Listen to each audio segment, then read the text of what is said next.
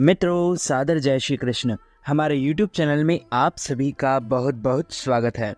भाद्रपद मास के शुक्ल पक्ष की डोल ग्यारस, परिवर्तिनी एकादशी, वामन एकादशी, जलझूलनी एकादशी, जयंती एकादशी, पार्श्व एकादशी, पद्मा एकादशी, दान एकादशी तिथि का आरंभ 25 सितंबर 2030 सोमवार सुबह 7:56 से होगा और 26 सितंबर 2023 मंगलवार की सुबह 5:01 पर समाप्त हो जाएगी।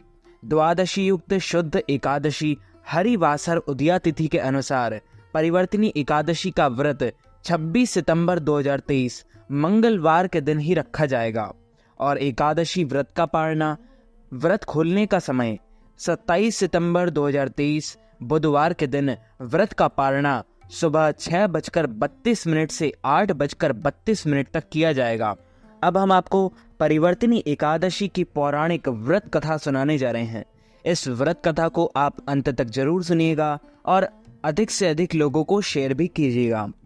बोलिए श्री लक्ष्मी नारायण भगवान की जय, श्री वृंदावन बिहारी लाल की जय, श्री गिरिराज धरण की जय, बालकृष्ण लाल की जय, श्री श्याम सुंदर यमुने महारानी की जय, जगतगुरु श्री वल्लभाधीश की जय, श्री गोसाई जी परम दयाल की जय, श्री गुरुदेव की जय, लाडले लाल की जय, आज के आनंद की जय। युधिष्ठिर कहने लगे, हे भगवान, भाद्रपद शुक्ल एकादशी का क्या नाम है, इसकी विधि क्या है तथा इसका महात्म कृपा करके कहिए। तब भगवान श्री कृष्ण कहने लगे कि इस पुण्य, स्वर्ग और मोक्ष को देने वाली तथा सब पापों का नाश करने वाली उत्तम वामन एकादशी का महात्म मैं तुमसे कहता हूँ। तुम ध्यान पूर्वक सुनो। यह पद्मा परिवर्तिनी एकादशी जयंती एकादशी भी कहलाती है। इसका यज्ञ करने से वाजपेयी यज्ञ का फल मिलता है। पापियों के पाप नाश करने के लिए इससे बढ़कर कोई उपाय नहीं। जो मनुष्य इस एकादशी के दिन मेरी वामन रूप की पूजा करता है उसे तीनों लोक पूज्य होते हैं। अतः मोक्ष की इच्छा करने वाले मनुष्य इस व्रत को अवश्य करें। जो कमल नयन भगवान का कमल से पूजन करते हैं वे अवश्य भगवान के समीप जाते हैं। और जिसने भाद्रपद शुक्ल एकादशी को व्रत और पूजन किया उसने ब्रह्मा विष्णु सहित तीनों लोकों का पूजन किया। अतः हरिवासर अर्थात एकादशी का व्रत अवश्य करना चाहिए।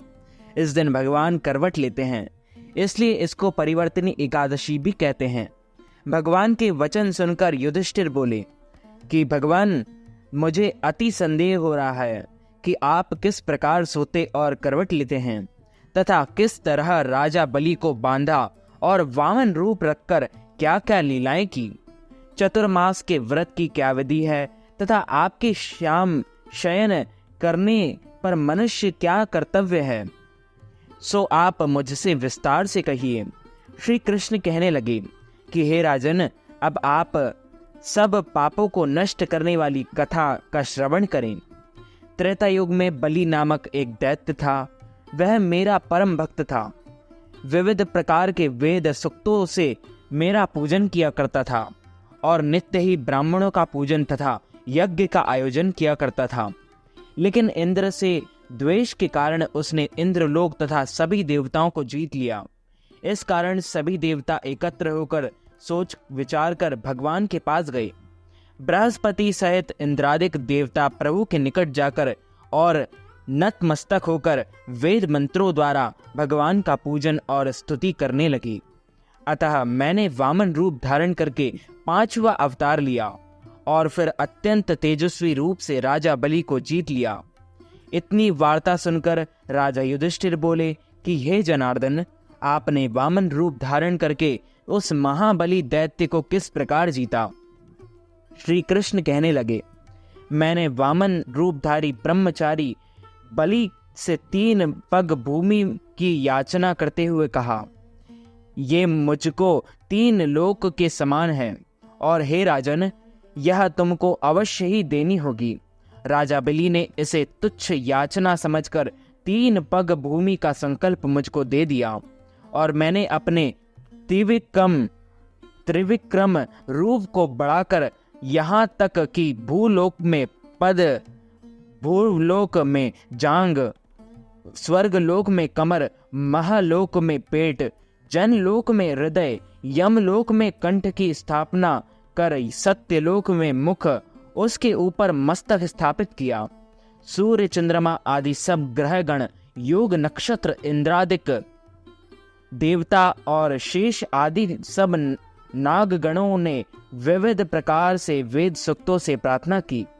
तब मैंने राजा बलि का हाथ पकड़कर कहा कि हे राजन, एक पग से पृथ्वी, दूसरे स्वर्ग लोक पूर्ण हो गए, अब तीसरा पग कहाँ रखूं? तब बलि ने अपना सिर झुका लिया और मैंने अपना पैर उसके मस्तक पर रख दिया, जिससे मेरा वह भक्त पाताल को चला गया। फिर उसकी विनती और नम्रता को देखकर मैंने कहा कि हे बलि, मैं सदैव तुम्हारे निकट ही रहूंगा। विरोचन पुत्र बलि से कहने पर भाद्रपद शुक्ल एकादशी के दिन बलि के आश्रम पर मेरी मूर्ति स्थापित हुई। इसी प्रकार दूसरी क्षीरसागर में शेषनाग के षष्ठ पर हुई।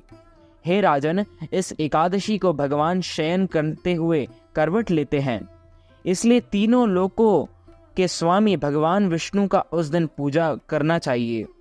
इस दिन तांबा, चांदी, चावल और दही का दान करना उचित है। रात्रि को जागरण अवश्य करना चाहिए। जो विधि पूर्वक इस एकादशी का व्रत करते हैं वे सब पापों से मुक्त होकर स्वर्ग में जाकर चंद्रमा के समान प्रकाशित होते हैं और यश पाते हैं। जो पाप नाशक इस कथा को पढ़ते या सुनते हैं उनको 1000 अश्वमेघ यज्ञ का फल प्राप्त होता है। अच्युतम केशवम राम नारायणम कृष्ण दामोदरम वासुदेवम हरि श्रीधरम माधवम गोपिका वल्लभम श्री जानकी नायकम श्री रामचंद्रम भजे जानकी मनोहरम सर्वलोक नायकम श्री शंकरादि सेवितम पुण्य नाम कीर्तनम श्री राम राम राम राम राम नाम तायकम राम कृष्ण वासुदेव भक्ति मुक्तिदायकम हरे राम राम राम हरे हरे हरे कृष्ण कृष्ण कृष्ण हरे हरे हरे राम राम राम हरे हरे हरे कृष्ण कृष्ण कृष्ण हरे हरे। तो मित्रों, हमारे इस ज्ञानवर्धक वीडियो को अधिक से अधिक लोगों को शेयर कीजिएगा, लाइक कीजिएगा, कमेंट कीजिएगा और यदि आपने चैनल को सब्सक्राइब नहीं किया है तो चैनल को सब्सक्राइब भी जरूर कर लीजिए।